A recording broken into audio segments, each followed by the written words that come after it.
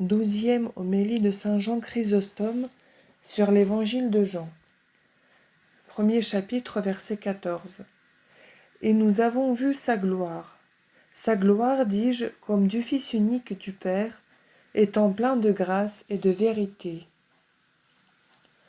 Peut-être, dans notre dernier discours, mes chers frères, vous aurons-nous attristés et offensés. Peut-être vous aura-t-il paru que nous avons usé de paroles trop rudes, et que nous nous sommes trop étendus sur la paresse et la lâcheté de plusieurs. Si, en nous étendant ainsi, et parlant en ces termes, nous avions seulement voulu vous faire de la peine, vous auriez tous raison de vous fâcher et de vous plaindre. Mais c'est uniquement pour votre bien que nous nous sommes exposés à vous déplaire. Vous devez nous savoir gré de notre sollicitude, ou tout au moins nous pardonner en faveur de notre profonde affection. Car nous craignons fort que si vous ne répondez à notre zèle que par l'indifférence, vous n'ayez à rendre un plus rigoureux compte au Seigneur.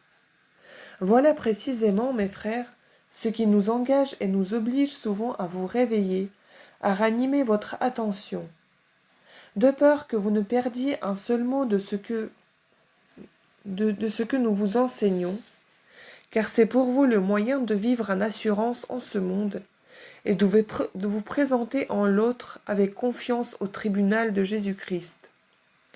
Mais nous vous avons fait d'assez longues et d'assez fortes réprimandes la dernière fois. Commençons donc aujourd'hui par vous expliquer tout de suite les paroles de notre évangile. Et nous avons vu sa gloire. Sa gloire, dis-je, comme du Fils unique du Père. Saint Jean, après avoir dit que nous avons été faits enfants de Dieu, et montré que cela n'est arrivé que parce que le Verbe s'est fait chair, déclare qu'il nous en est encore revenu un autre avantage. Quel est-il? C'est que nous avons vu sa gloire. Sa gloire, dis-je, comme du Fils unique du Père. Et certes, nous ne l'aurions point vu cette gloire, si le Fils unique ne se fût montré à nous, revêtu du corps qu'il s'est uni. Si les enfants d'Israël ne purent regarder le visage de Moïse, qui n'était pas d'autre nature que nous, parce qu'il était resplendissant de lumière. Exode chapitre 34, verset 29, et deuxième épître aux Corinthiens, chapitre 3, verset 7. Si un voile fut nécessaire pour couvrir et cacher la grande gloire qui environnait ce juste, pour adoucir et tempérer l'éclat du visage du prophète, comment nous, qui nous sommes que boue et que terre, aurions-nous pu approcher de la divinité toute pure, de cette lumière qui est inaccessible même aux vertus célestes? Le Fils unique du Père a donc habité parmi nous, afin que nous puissions librement approcher de lui parler et demeurer avec lui. Mais que signifient ces paroles? La gloire comme du Fils unique du Père. Plusieurs prophètes ont paru tout éclatants de gloire, comme Moïse lui-même, Élie, Élisée. L'un est monté au ciel dans un char de feu. Quatrième livre des Rois, chapitre 2, verset 11. L'autre y a été enlevé. Après eux, Daniel, les 3 enfants, beaucoup d'autres, et tous ceux qui ont opéré des miracles, ont été glorifiés.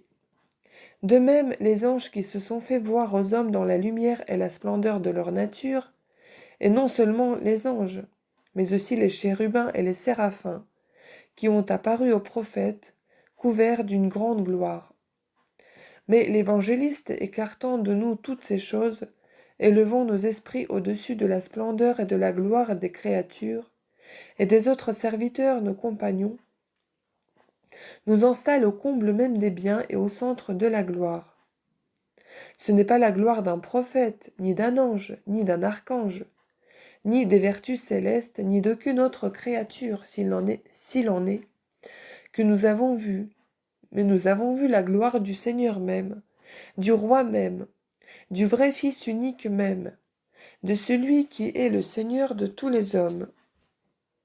Ce mot « comme » n'est point ici pour marquer une comparaison, un exemple, une similitude, mais pour établir et pour fixer indubitablement la chose. De même que si l'évangéliste disait « Nous avons vu la gloire qui convient, qui est propre au vrai et à l'unique Fils de Dieu, roi de tout l'univers. C'est là une façon de parler usuelle, et je ne ferai pas difficulté d'invoquer cet usage à l'appui de mes paroles. Car il ne s'agit pas ici de beau langage, ni de période harmonieuse, mais seulement de votre intérêt. C'est pourquoi rien ne nous empêche de tirer nos preuves de l'usage vulgaire.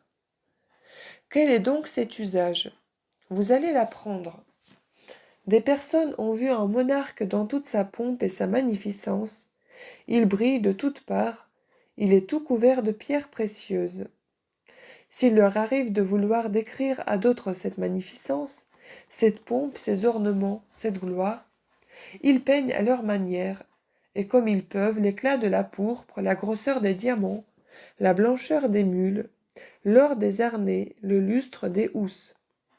Enfin, après avoir fait le récit de ces choses et de plusieurs autres, voyant qu'ils n'en peuvent pas bien représenter toute la richesse et la somptuosité, ils ajoutent aussitôt « Mais pourquoi tant de paroles ?» Et en un mot, il était comme un empereur, et par ce mot comme, ils ne veulent pas dire un homme semblable à l'empereur, mais l'empereur lui-même. C'est donc, en ce même sens, que l'évangéliste s'est servi de ce mot « comme » pour montrer l'excellence d'une gloire incomparable. Tous les autres, les anges, les archanges, les prophètes, exécutaient en tous les ordres qu'ils avaient reçus. Mais le Fils unique agissait en tout avec l'autorité et la puissance qui n'appartient qu'au roi et au souverain Seigneur. Et voilà ce qui faisait l'admiration du peuple, c'est qu'il les instruisait comme ayant autorité. Les anges, comme je l'ai dit, ont donc apparu sur la terre avec beaucoup de gloire à Daniel, à David, à Moïse. Mais ils faisaient tout comme des serviteurs qui obéissent leur maître. Le Fils unique, au contraire, agissait en tout comme Seigneur et roi de tout l'univers. Quoiqu'il soit venu et se soit montré sous une forme vile et basse, toutefois dans cet abaissement même et sous cette forme de serviteur, la créature a connu son Seigneur. Comment? L'étoile du haut du ciel a appelé les mages pour venir l'adorer. Une grande troupe d'anges répandus de tous côtés le servait comme son maître et chantait des hymnes à sa louange. D'autres héros ont paru tout à coup, et s'étant tous rencontrés et joints ensemble, ils ont annoncé le grand et le profond mystère de l'incarnation. Les anges l'ont annoncé aux pasteurs, les pasteurs aux habitants de la ville, Gabriel à Marie et à Élisabeth, Anne et Siméon à ceux qui étaient dans le temple. Et non seulement les hommes et les femmes en ont eu une grande joie, mais encore l'enfant qui n'était pas encore sorti du ventre de sa mère. Je parle de cet habitant du désert qui, portant le même nom que notre évangéliste, tressaillit dans le sein maternel. Évangile de Luc, chapitre 1, verset 41. Tous soupiraient dans l'espérance de l'enfantement qui devait arriver. Voilà ce qui s'est passé dans le temps de l'avènement. Mais lorsque le Fils unique se fut davantage manifesté, d'autres miracles plus grands que les premiers éclatèrent.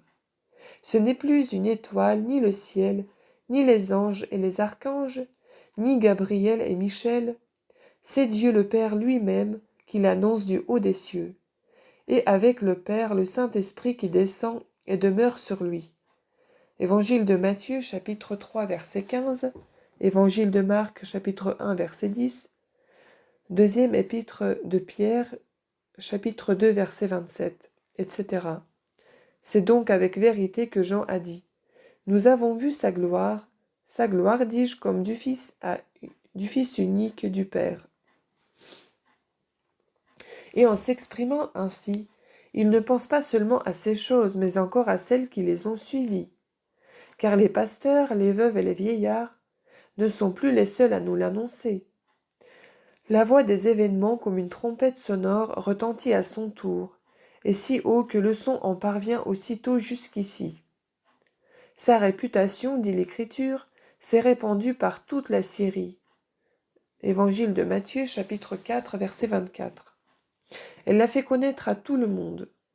tout publiait à haute voix que le roi du ciel était arrivé. En effet, on voyait les démons fuir de toutes parts et céder la place. Le diable se retirait couvert de honte. La mort même, la mort d'abord repoussée, ensuite vaincue et entièrement détruite. Toutes sortes d'infirmités étaient guéries.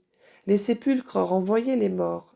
Évangile de Matthieu, chapitre 27, verset 52.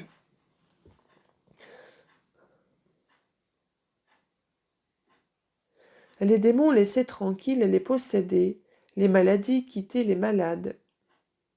C'est alors qu'on vit tous ces prodiges et ces miracles que les prophètes avaient désiré de voir, comme de justes et qu'ils n'avaient point vus.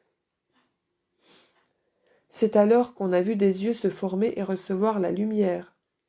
Et Jésus-Christ faisant voir à tous en un moment, et dans la plus excellente partie du corps, ce qui est si curieux, ce que tous les hommes ont dû souhaiter de voir, comment Dieu a formé Adam de la terre. De plus, on a vu des membres que la paralysie avait desséchés, et comme détachés du corps, tout à coup rétablis et réunis aux autres. Des mains mortes reprendre le mouvement, des pieds perclus sauter à l'instant, des oreilles bouchées s'ouvrir et une langue auparavant muette parler soudain avec grand bruit. Car tel qu'un habile architecte qui rétablit une vieille maison délabrée, Jésus-Christ a réparé la nature humaine. Les pièces qui étaient brisées, il les a remplacées. Celles qui étaient désunies, il les a rejointes. Il a relevé celles qui étaient absolument tombées. Et que dirons-nous du rétablissement de l'âme, opération encore bien plus admirable que la guérison des corps? Certes, la santé du corps est quelque chose de grand et de considérable, mais celle de l'âme lui est supérieure, et de toute la distance qui sépare l'âme du corps, comme aussi pour cette autre raison, qu'il est de la nature du corps de se mouvoir, selon qu'il plaît au Créateur, et d'aller sans résistance partout où il veut qu'il aille, tandis que l'âme qui est libre et qui a le pouvoir et la liberté d'agir, n'obéit pas en tout à Dieu, si elle ne le veut pas. Car Dieu ne veut pas la rendre belle et vertueuse malgré elle, par force et par contrainte, parce que ce ne serait point là une vertu, mais il veut la persuader librement et volontairement de devenir vertueuse et belle, ce qui est beaucoup plus difficile que l'autre guérison. Voilà pourtant ce qu'a fait Jésus-Christ. Toutes sortes de méchancetés et de maux ont été détruits. De même que par les soins qu'il a donnés au corps, il les a non seulement guéris, mais encore rétablis dans une parfaite santé. Ainsi, non seulement il a tiré les âmes de l'abîme de la méchanceté et de la corruption, mais il les a élevés au comble même de la vertu. D'un publicain, il a fait un apôtre, d'un persécuteur, d'un blasphémateur impie, l'instituteur de l'univers. Les mages ont été les docteurs des Juifs, le larron est devenu citoyen du ciel, une prostituée a brillé par sa grande foi. De deux femmes, la cananéenne et la samaritaine, celle-ci femme débauchée comme la précédente. L'une entreprend de convertir ses concitoyens et amène à Jésus-Christ tous les habitants de sa ville, comme pris dans un filet. L'autre, par sa foi et sa persévérance, chasse le malin esprit de l'âme de sa fille. D'autres, encore pires que cela, passent tout à coup au nombre des disciples. En un instant, tous seraient formés, les infirmités des corps, les maladies des âmes. Tous recouvraient la santé et arrivaient à la plus haute vertu. Ce n'étaient pas seulement 2 ou 3 ou 5 ou 10 ou 20 ou 100 personnes qui changeaient de vie et se convertissaient facilement, mais des villes et des provinces entières.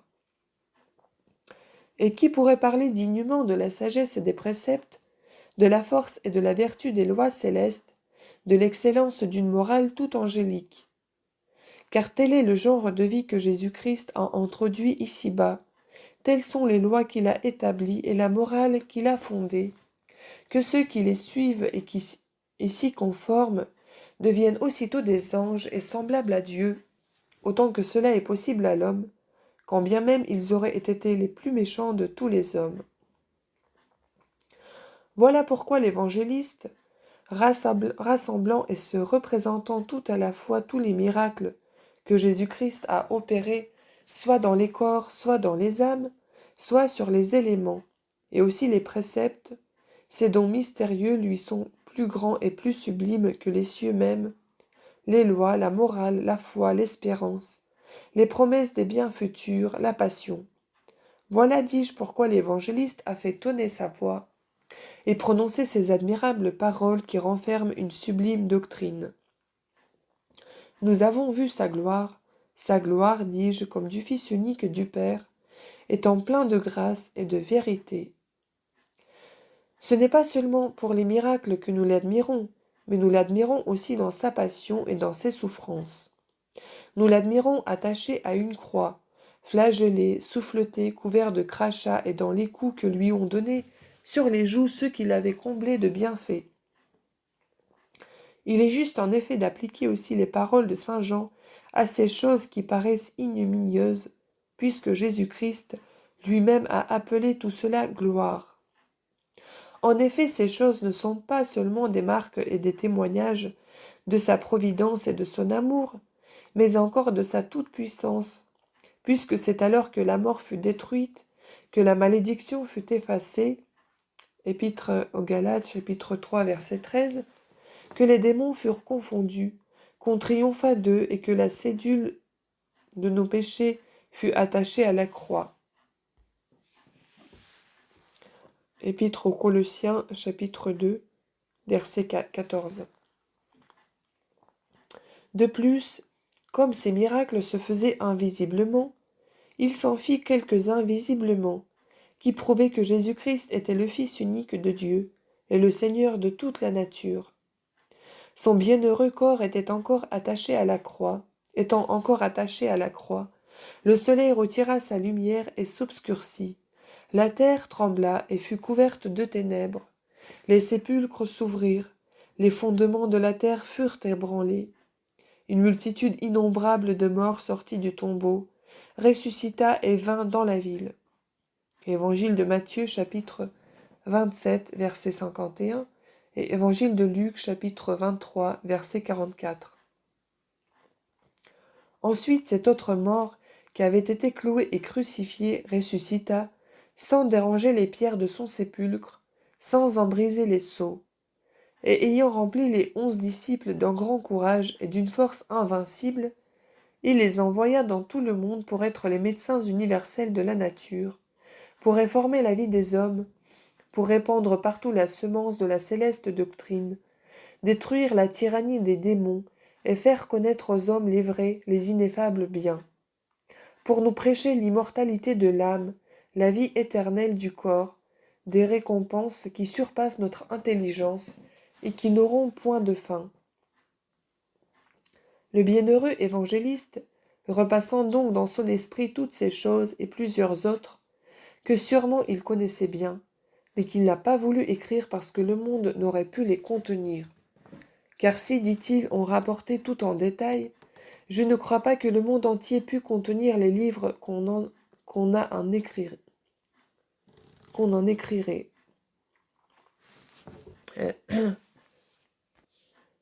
Les livres qu'on écrirait. Évangile de Jean, chapitre 21, verset 25. Considérant, dis-je, toutes ces choses, il s'est écrié. Nous avons vu sa gloire, dis-je, comme du Fils unique du Père, étant plein de grâce et de vérité.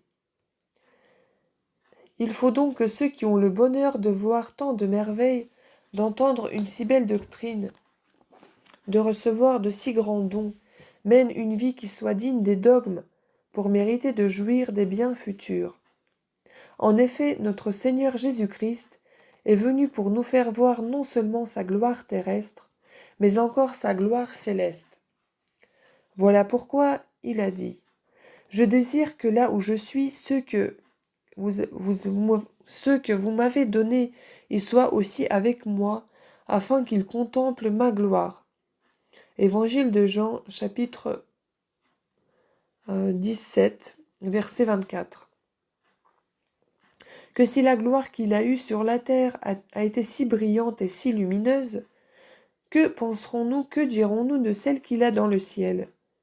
Car on ne la verra pas dans une terre sujette à la corruption. Elle ne se montrera point à nous, tandis que nous sommes dans des corps fragiles et périssables. Mais lorsque nous serons devenus des créatures immortelles et impérissables, et elle se fera voir dans une si grande splendeur qu'aucune parole ne peut l'exprimer. Heureux donc, et 1000 fois heureux, ceux qui auront le bonheur d'être spectateurs de cette gloire. C'est d'elle que parle le prophète quand il dit « Que l'Empire soit enlevé pour ne pas voir la gloire du Seigneur ». Le livre d'Isaïe, chapitre 26, verset 10. Mais à Dieu ne plaise qu'aucun de vous soit enlevé de ce monde et privé de ce spectacle. Si en effet nous ne devions jamais en jouir, nous pourrions bien dire, nous aussi, il vaudrait mieux pour nous que nous ne fussions jamais venus au monde.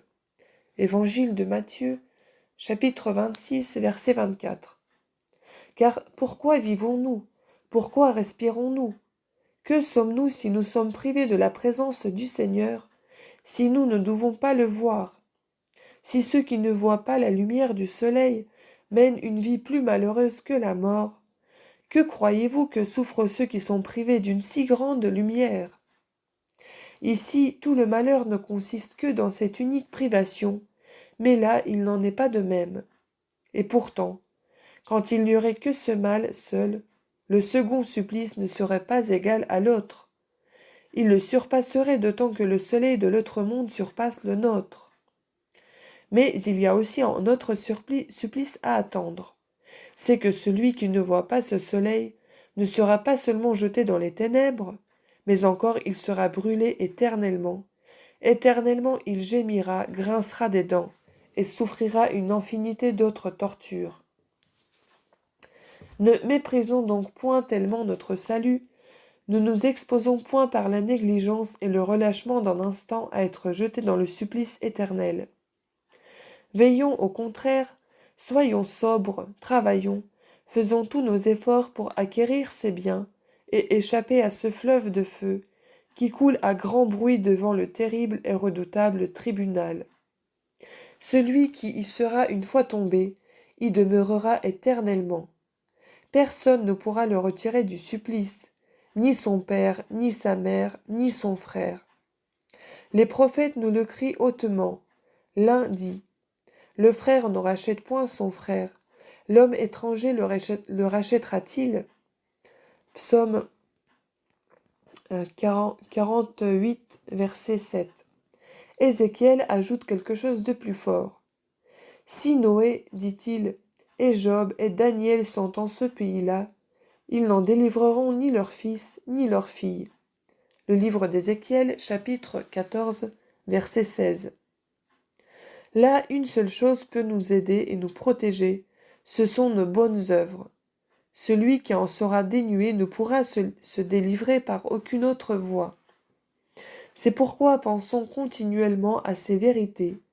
Méditons-les, purifions notre vie et rendons-la brillante, afin que nous nous présentions au Seigneur avec confiance, et que nous obtenions les biens qui nous sont annoncés par la grâce et la miséricorde de notre Seigneur Jésus-Christ, par qui et avec qui la gloire soit au Père et au Saint-Esprit, maintenant et toujours et dans tous les siècles des siècles. Ainsi soit-il.